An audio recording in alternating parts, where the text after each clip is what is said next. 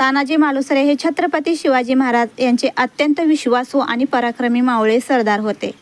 ते शिवाजी महाराजांचे बालमित्र होते आणि स्वराज्य स्थापनेसाठी त्यांनी आयुष्य अर्पण केले.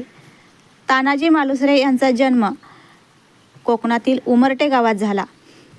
लहानपणापासूनच त्यांच्यात शौर्य, निष्ठा आणि स्वराज्याविषयी अफार प्रेम होते.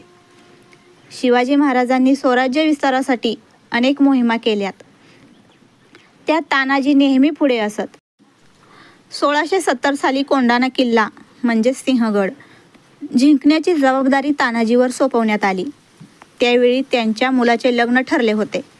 तरीही त्यांनी आधी लगीन कोंढाण्याचं मग माझ्या रायबाचं असं म्हणत त्यांनी स्वराज्याला प्राधान्य दिले. त्यांनी आपल्या मावळ्यासह रात्रीच्या अंधारात गड चढाई केली. किल्ल्यांचा किल्लेदार उदयभान राठोड यांच्याशी त्यांनी प्राणातितकं झुंज दिली. शेवटी तानाजी वीरमरण पावले, पण किल्ला जिंकला गेला. तानाजीच्या बलिदानाने शिवाजी महाराज व्यतीत झाले आणि त्यांनी उद्धार काढले. गड आला पण सिंह गेला.